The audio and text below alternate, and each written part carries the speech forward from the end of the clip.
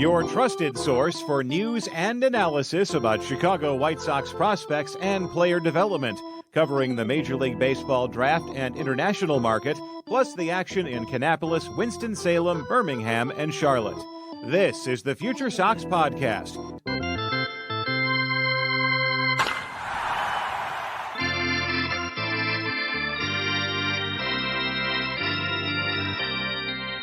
Well, hello, White Sox fans. How you guys doing tonight? Welcome to the first edition of FutureSox, live streaming on the interwebs. My name's Ian Eskridge. Joining me tonight is the managing editor and grand poobah of FutureSox, James Fox. How you doing, James? I'm great, sir. You got me on here, so step one, we're good so far. We're working it. We're working towards it. We got some extra little things that we're going to do here and there, but we're working there. It's first night, and we made it. So colossal crashes or anything like that as of right now. So I don't want to jinx anything, but here we are. It is the middle of January, and the White Sox haven't really done a whole lot of earth-shattering moves, but they have done, a few things here and there that may or may not shore up what the White Sox lineup looks like next year. What do you think about how the White Sox offseason has gone so far? I think it's a lot of moves. Obviously, I think the 40-man roster looks a lot different with big leaguers, right? Not particularly great big leaguers. I do think. It really seems like Chris Getz wants to be one of the best defensive teams in the American League. I don't know if they're going to hit it all. So, I'm sure we'll get into it on all these podcasts, like how bad we think this team's going to be. And I think it'll be like different bad, right? Like not hitting, but at least they're not going to play that brand of baseball where they're kicking the ball around constantly and you're losing 17-4 after everything spirals. I think that's what he's kind of trying to get rid of. So there's some placeholders, obviously, as going along, your Paul DeYoungs and Nicky Lopez's and, the two new catchers that, with a heavy defensive emphasis. And look, I don't think they're done because I don't think the defense guy is going to play Gavin Sheets in right field. And I think there's probably some other spots too, right? So look, I'm not expecting huge expenditures. But I do think, I understand what he's trying to do, like if he truly has no money, and that's what it seems. It seems like he has no money to spend, and he's just decided, look, I have to develop our own young pitching, so I'm going to get two catchers that I trust and put a good defense on the field, and that seems to be the plan. Yeah, I would concur. There is not a whole lot to inspire confidence when you talk about the offensive outputs of the people that they have acquired. So I don't know where the runs are going to come from this year. I mean, it kind of goes to the thought that a lot of people have had where it's just that you hope that guys stay healthy or have a career year and you hope to catch lightning in a bottle. Cause I think that that's basically about the only way that you can think that they're going to score over 3 runs a game for next season. So yeah, I think you're banking on a resurgent Yoan Moncada, like in his what is his last year, so he could maybe get paid. Look, that wouldn't surprise me just because like he's got to get paid again, right? Like Aloy, you can't really count on. I didn't really think he'd be on the team, but it just kind of seems like he doesn't have much interest at that price point, like around the league. I don't think so, but I also don't think Getz is going to play him defensively. So that's your DH. We have the underachieving Andrew Vaughn so far where we're just waiting for a hitting coach to unlock him. And, we've kind of talked about the other guys. Oh, yeah, and then Luis Robert. They do have one true superstar, and it is the FutureSox podcast. So, hopefully they have another one coming soon, but definitely not at the beginning of the year with Colson Montgomery. Yeah, well, this kind of transitions into the next thing that we wanted to talk about. When you talk about, I agree with you. Colson Montgomery is a little ways off. So when you talk about a guy that the White Sox are going to put out there, that's going to have a superstar potential, at least. you think about what the possible return is on a Dylan Cease trade. What's the latest that you're hearing on the Dylan Cease trade?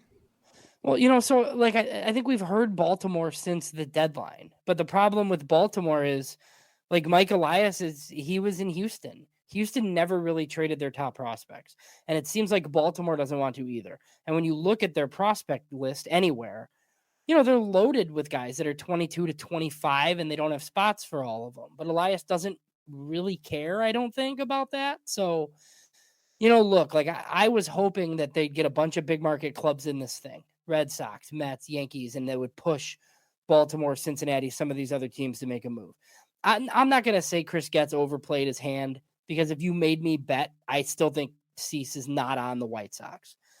But it does seem like maybe Baltimore or a surprise or like bust at this point. So just with some of the stuff I've gathered, like over the last few days, even like looking at what John Heyman has written and looking at Nightingale and Rosenthal, it does seem like Getz has asked for like a lot, but it doesn't seem like that much. I know you probably saw the Yankee stuff. Like they're balking at Spencer Jones. I mean, that's like crazy to me, right? And yeah.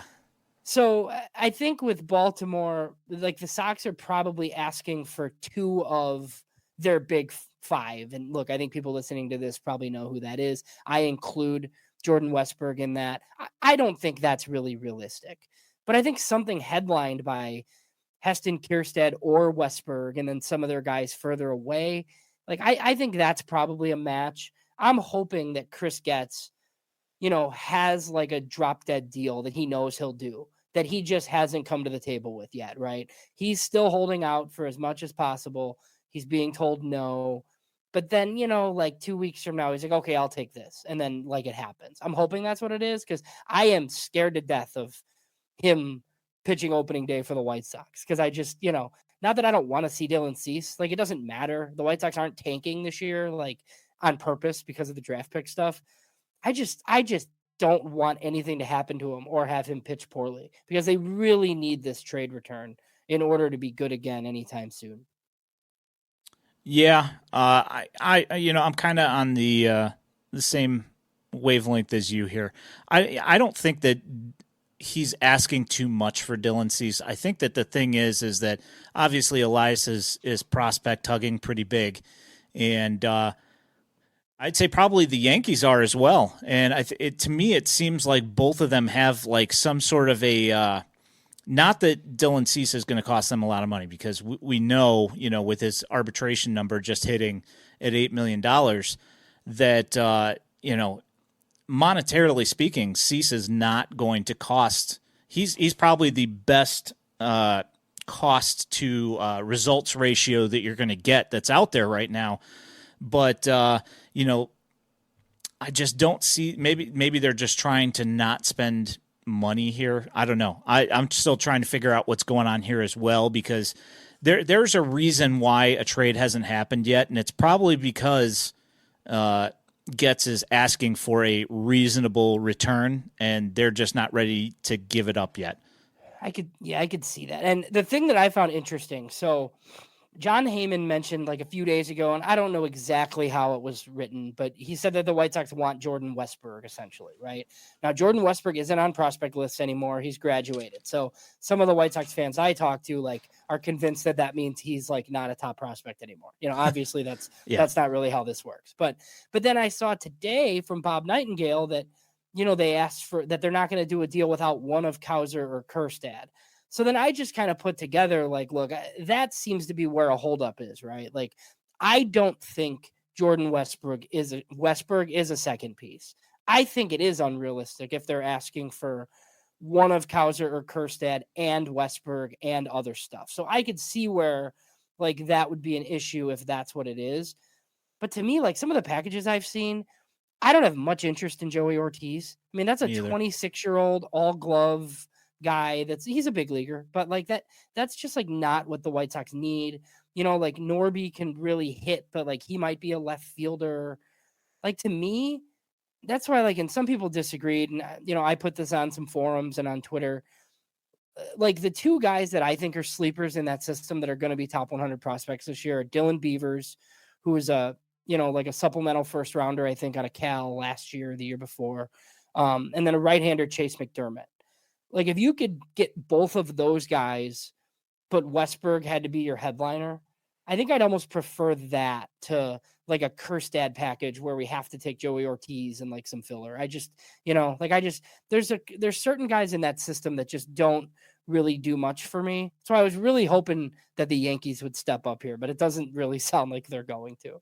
Yeah, that's unfortunate. The guy I've been on with the Orioles has been Samuel Basallo. And, like his positionally, he's not the ideal fit for the White Sox, considering that he's probably not going to stick at catcher.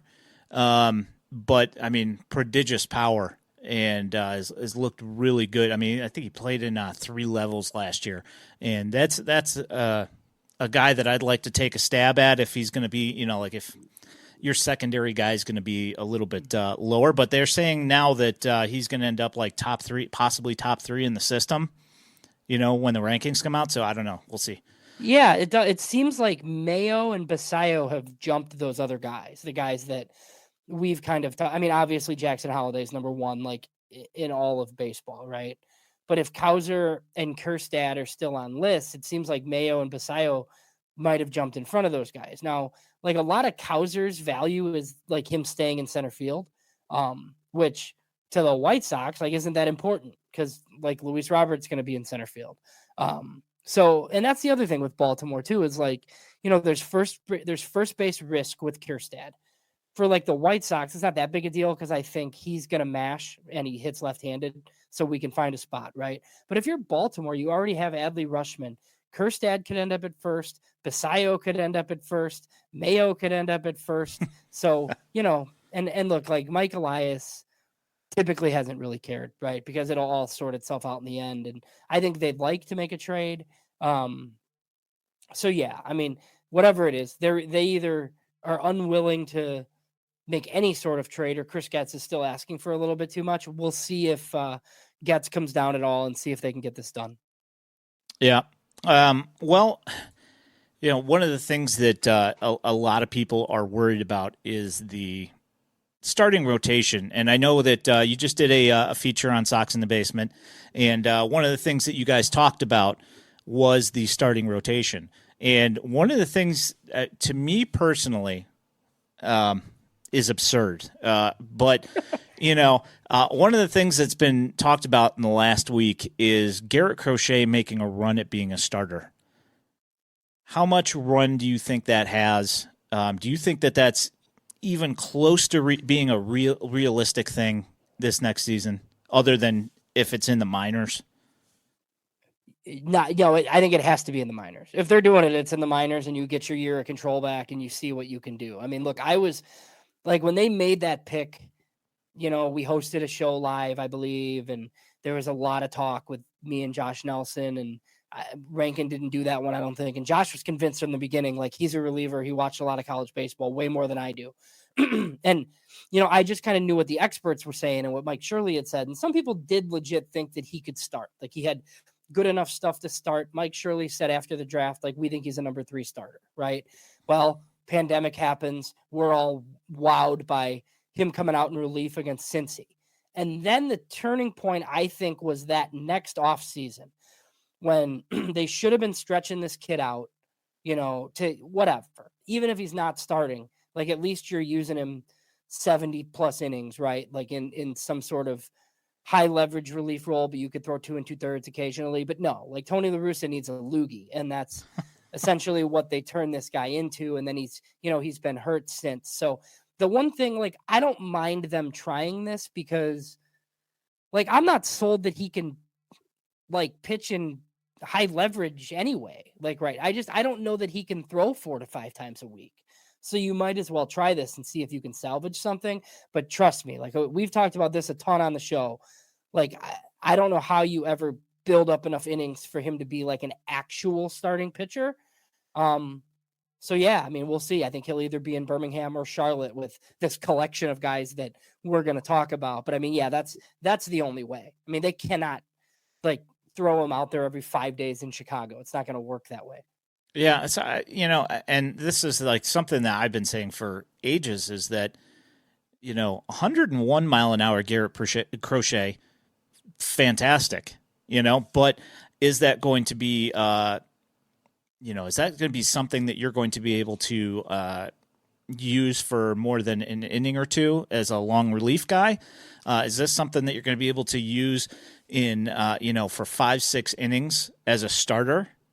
I don't think so. But what I've also seen is that 96 mile an hour Garrett Crochet is not nearly as effective. So where does that leave him? I don't know. And the thing is that the most that we've seen him top out at now down in Charlotte last year, I think was 97.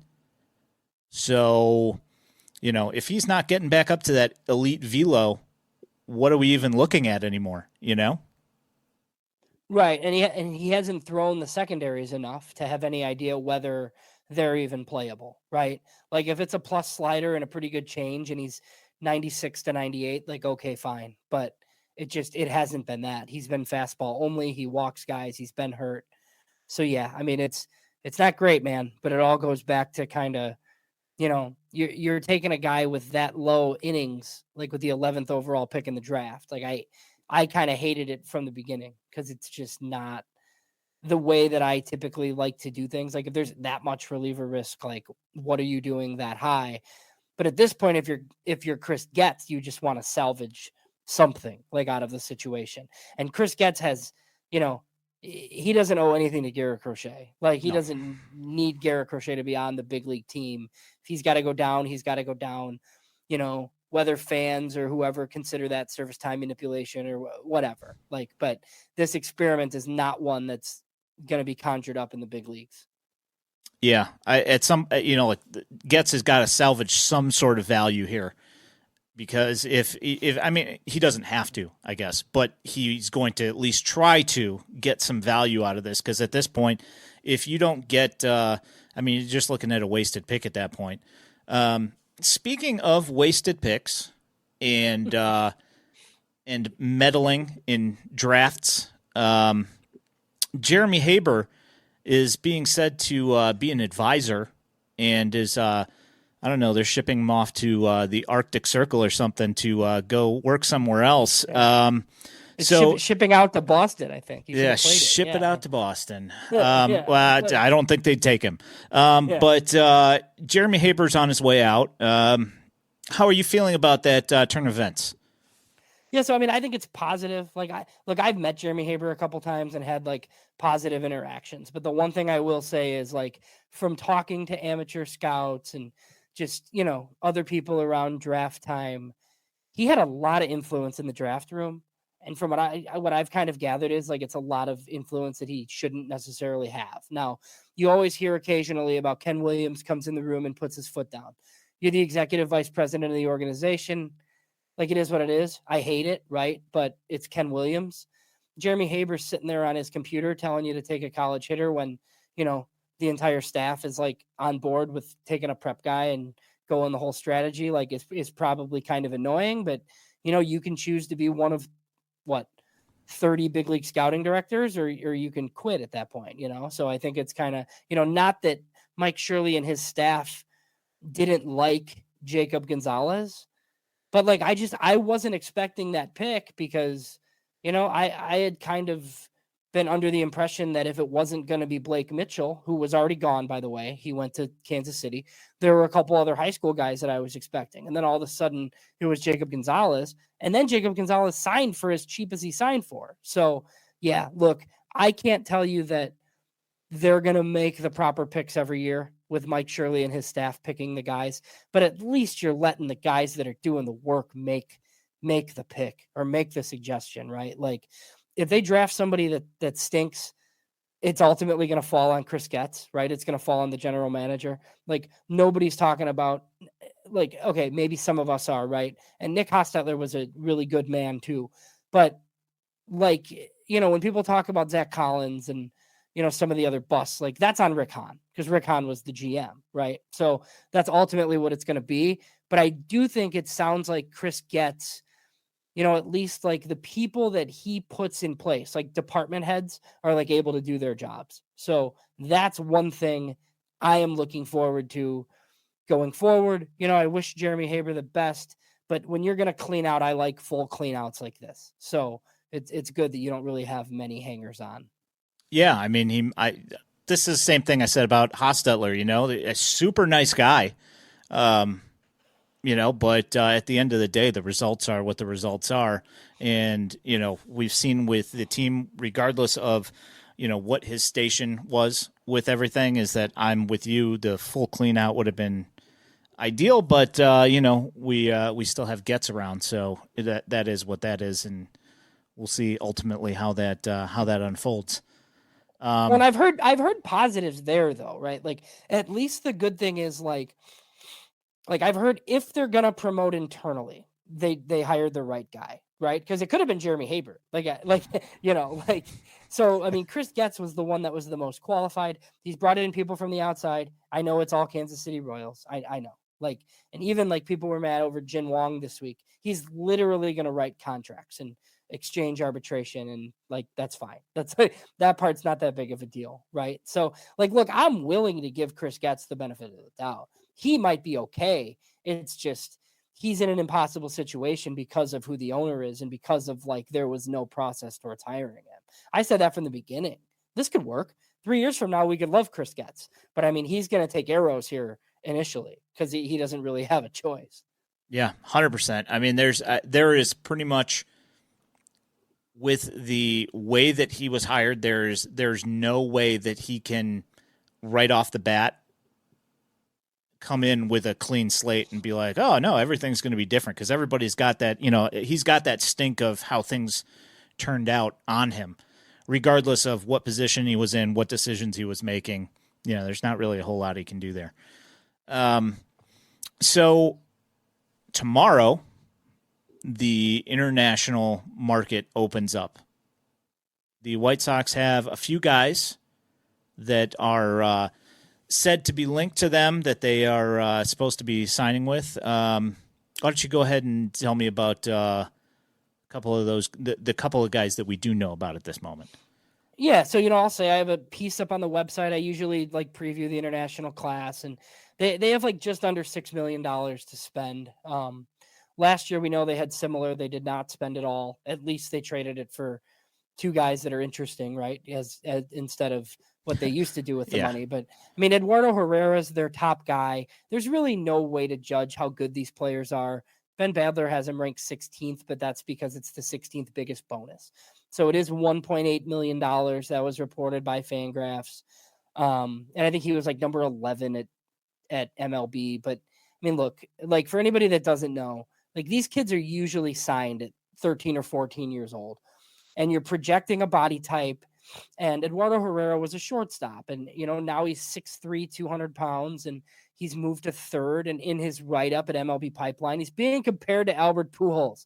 So I love when we compare 16-year-olds to Hall of Famers. If he turns out to be Albert Pujols, that would be a great signing, I think, Ian. I would enjoy that. Yeah, that would be pretty good. But no, I mean, so he's got some of the biggest power in the class. So he'll be a right-handed power-hitting third baseman. He likely, I would imagine, plays in the Dominican Summer League next year. So, you'll be tracking those scores at noon on a Wednesday during the season to see how many home runs Eduardo Herrera has. Jurdrick Profar is another one. He's out of Curacao. Yes, it's Jurickson Profar's younger brother. He's signing for $700,000. Sounds like an athletic shortstop, but he's also sprouted up to 6'3", which is a little bit interesting.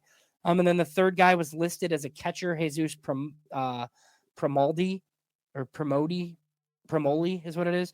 But he's apparently moved to third too, and he's just another big power guy, lefty power. So look, that's about $500K, right? So I didn't want to do a ton of math, but it looks like just over $3 million. Yeah, so, it's half. Yeah. So last year they announced them in a couple of different days. They announced all the guys from the Dominican, all the guys from Venezuela. It was probably 30 guys total. And Javier Magoyan, somebody that we're going to talk about, he was a $75K signing last year out of Venezuela. He hit 10 homers. I think he's going to be a top 30 guy everywhere. I think he will be at Pipeline BA. He definitely will be for us when we do our list. So look, I kind of like this strategy. Like, I don't know that any of these guys are going to be great, but I like signing 25 teenagers, like instead of, a Cespedes, or, you're just like waiting for a 22-year-old Cuban that's going to be your savior. And then you rush him through the minor leagues. And that was like half of your bonus pool. So, I think Marco Patti, he's been hit or miss, but I do think some of his hits have been when he's been forced to like spend 300,000, or some of these, Brian Ramos is one of the best prospects in the system, $300,000. I talked about this on Sox in the Basement too, but like Lenny and Sosa might be nothing, right? But I mean, even if he's a fringe big leaguer, like for 300,000, like Jose Rodriguez signed for 50K. So I kind of like Patty's track record with some of these lesser guys.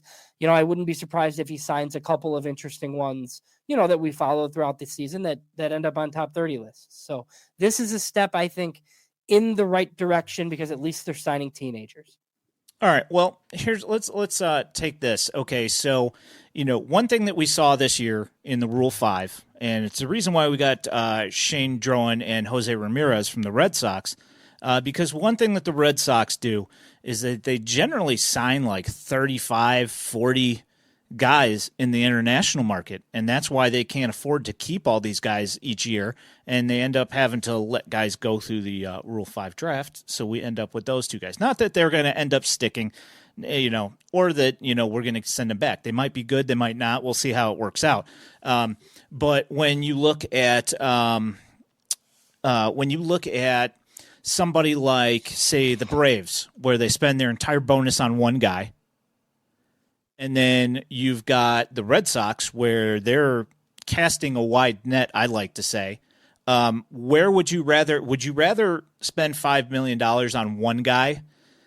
Hey, Fabled Familiarita, thank you for the follow. Appreciate it. Yeah, I mean, would you rather do something like that, where you're pumping all your money into a guy that you think is going to end up being one of your top 5 prospects?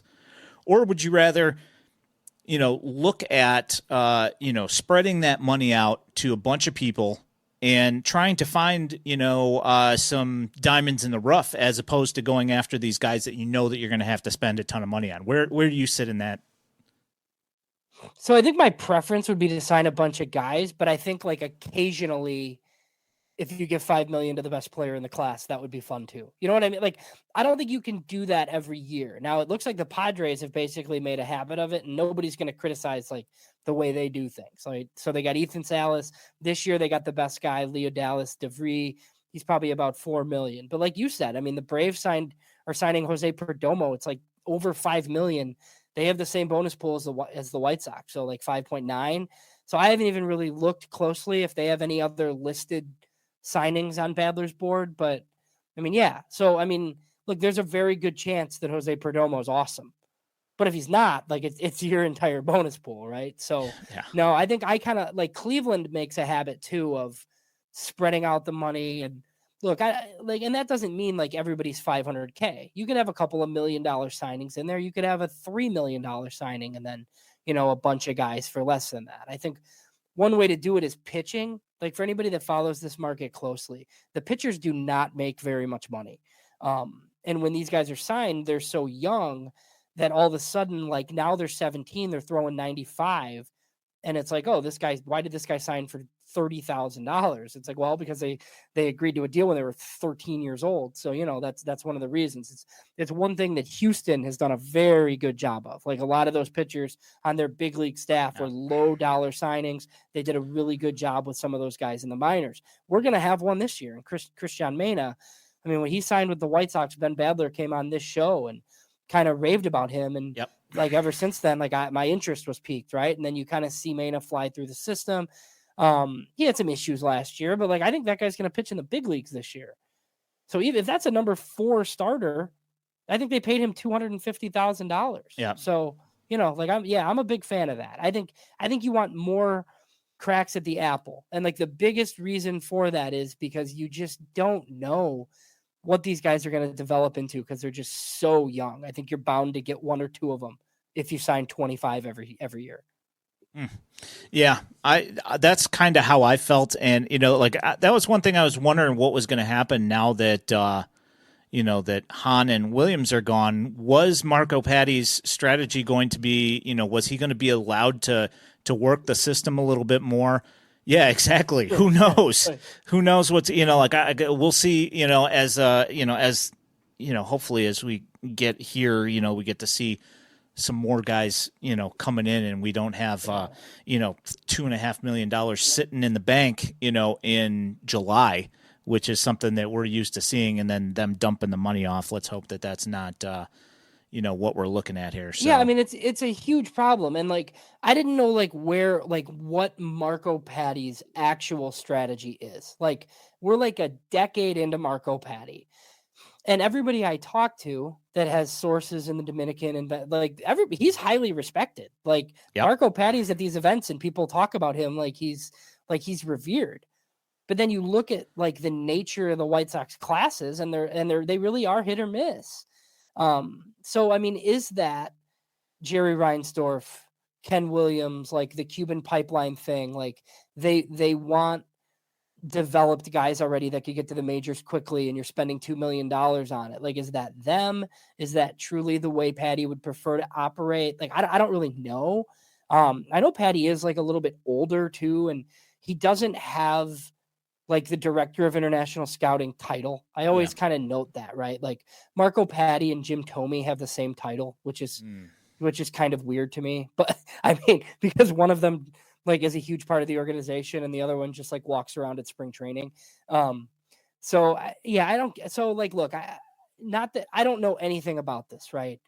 But if they have all of a sudden within the next year, a director of international operations that isn't Marco Patti, that wouldn't shock me. Or if you just change his title and give him a real title and he is your guy, he might be their guy. But yeah, that was one of the things I was eyeing with some of these other changes. And maybe it just hasn't been done because his market is January 15th, tomorrow, right? So maybe it's kind of like the NFL, scouting staffs change in July, after the draft happens. Maybe we see some sort of shakeup, or he kind of talks about what he wants to do. But I mean, he was in Toronto before. I know he was a Ken Williams guy. So I don't know. I don't really know. We'll see. But they need to get more bang for their buck out of the international market for sure. Yeah, well, I mean, that the guy's winning International Scout of the Year awards, so clearly, and I see him catching a lot of flack on social media, and I don't know as if that's not, again, I don't know whether that's something that is warranted just because of the results that they've gotten. I don't know what kind of constraints are being put on him. I don't know who's telling him what he can and can't do. So, I mean, really, who knows? So, yeah, and in this marketplace, it's just so hard. You look at Ethan Salas last year, obviously Wander Franco. It's a topic we're not really going to broach, I don't think. But look, I mean, the Rays find Wander Franco when he's 14 years old. They commit $5 million, and then he's basically socked away with his trainer until he's allowed to come to your facility. I had always kind of heard that Jerry just wasn't really a fan of committing that much money to 14-year-olds, right? So, but the thing is, if you're not gonna do that, you're just not gonna be a factor in the market, which is my interpretation of why the White Sox would be left with money. And it wasn't even necessarily that they get all the Cuban players because they have all these scouts in Cuba. A lot of times it was they were one of the only teams that had money when these guys would defect and get here. And it's okay, you're a free agent now, but teams have money tied up in these classes for years. I mean, the international scouting directors are in the Dominican right now scouting kids for 2027.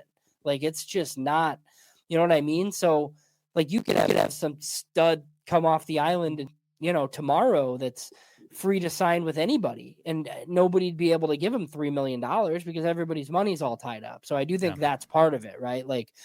Cespedes like breaks free or an Oscar Colas breaks free. And yeah, like the White Sox are an easy landing spot. Like you had Minnie Minoso and Jose Abreu, and the list goes on and on, but they also have money, which none of the other teams like seem to have. Yeah. Yeah. Well, I mean, I guess we'll see how this whole thing shapes up. I mean, it's kind of a crapshoot, like you said. I mean, ultimately, like you said, because you're talking to these kids when they're like 13, 14 years old initially.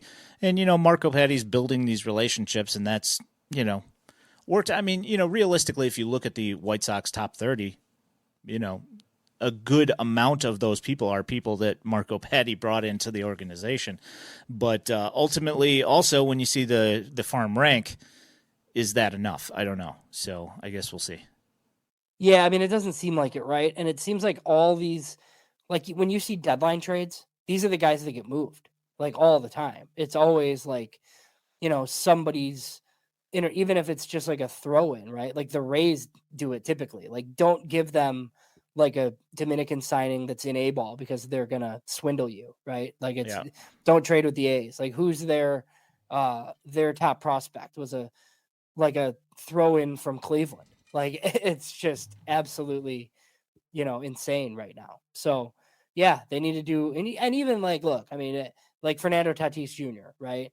Fernando Tatis Jr. was signed for $700,000. Like, it's not like he was some top 5 player in the class that the White Sox drafted and then traded. Should they have known better? Should they have traded him? Absolutely not. They shouldn't have traded him. But I mean, it's not like he was some like master signing. I think he was 29th in the class, according to Jesse Sanchez that year. And then he turned into a stud, and like it happens, but, so that's just kind of with this market, guys come out of nowhere. Yeah, I think Tatis was batting like 168 or something like that when he was traded. It's like, and he was striking out a ton and wasn't hitting a bunch of home runs. So, it's like, Elijah Tatis, I mean, granted, we've seen pictures of them standing next to each other, and, like Elijah is like a foot and a half shorter, but, like he struck out at the, roughly around the same rate of like 35-40% that Fernando was striking out at when he was traded. And then he goes to, San Diego system, and he becomes a stud. And I don't know, say what you want about extra little, things that might have aided in his ascension to being a top prospect. But, yeah, I don't know. We'll see. So it is interesting. Like I brought it up on Sox in the Basement the other day. Like I try not to get too excited over DSL numbers, but I also look kind of around to see what other people are saying, right? Because look, like I noticed Javier Magoyan had 10 homers. Like it's uncommon. So when Ben Badler kind of starts talking about it, and the writers of Baseball America say he's a definite top 30 guy, okay, I'll listen, right? But there's been a lot of times where guys have had success on the dirt fields in the DSL, then they go to Arizona, never to be heard from again, and they don't even make it to Kannapolis, right? It's just it happens so many times, right? Benjamin Bailey was supposed to be amazing, and because he got on base at a 440 clip in the DSL with horrible umpires and horrible pitchers, and it's just really tough. You really have to look for loud tools. Like homers are important, strikeouts are important, all of that stuff. But even then, like until they're in high A, I mean, it's really difficult to know what you have unless you have one of like the studs. Those guys show up like right away and you can tell. Yeah. When I did the interview with Andy Barquette, two of the guys that he said were the guys that were the ones to watch. And that was, Javier Mogollon, and then Abraham Nunez. He said those were the two guys to watch from the current class from the DSL. So, we'll see what comes of them. Like you said, the DSL. When half the time these guys can't find the strike zone, the pitchers can't find the strike zone, so the hitters are swinging at things that they shouldn't be swinging at. So, we'll see. Nunez was a $700,000 signing. So, significant. Same thing. They had like a catcher last year that was pretty high. And then Luis Reyes, who we'll follow this year to see, because he did start to like figure it out a little bit. Reyes was like one of the top Dominican starters. Struggled really bad at the beginning. But I mean, yeah, I think anything 500K or above is generally interesting and like worth following. I say that, and then Javier Magoyan was $75,000. So, but even with him being 75K, Ben Badler listed him as like the sleeper in their class, like before they even played games. So listen to Ben. That guy knows what he's talking about. Exactly. Just, especially with guys like that, if I can't see anybody, if I can't put my eyes on them, I automatically defer and just go, these guys know more than me about these guys because I've never seen them take a swing, so I have no idea. So, yeah, and it's going to be unlikely that these guys, like, you're not jumping stateside right away just because of like January now instead of July. Like the bonus rules are really bad. I'm not going to get into it on this, but guys are really shortchanged if you bring them to the United States early. So look, unless it's one of these older guys, like most of them are just going to play in the DSL and then you won't see them till instructs. Yeah, not a fan of how they've changed the whole date system. But yeah, I agree. It's one of those things that'll get us down a rabbit hole for another half an hour, and we don't need to do that. Do you have anything else this week that you're looking to talk about, or are you good? No, I think I'm good. Follow us. I'll do what I can to get more information on their international signings. I'm not sure that the White Sox will have it out on Monday. They're notoriously late. Maybe they'll be different under Getz, but look, you really can't release that stuff until the players actually sign. And I don't know whether they'll be in the DR on Monday or whether they'll be in Venezuela. We'll see what gets announced, but some of that stuff will trickle out as the week goes. Yeah, for sure. My name is Ian Eskridge. Switching my X handle here to at Daily White Sox. You can follow James Fox at James Fox 917 over on the X/Twitter. Also, FutureSox.net. You can find all the written content and all of the evaluations and everything that James is doing over there. Yeah, like he said, we have merged houses from White Sox Daily to Future Sox. So any kind of content or all that stuff will all be housed on FutureSox.net, which is now getting a little bit of an overhaul. And as you can see with this whole thing, that the podcast and all that stuff is also getting an overhaul. So I got some exciting things coming here into the new year, and we appreciate you guys for listening, taking the time to check us out, give us a follow, subscribe to the podcast on your favorite platform for podcasts. We appreciate you. For myself and appreciate you guys. You guys have a great night, and we will catch up with you guys next week. Thank you. Have a good night.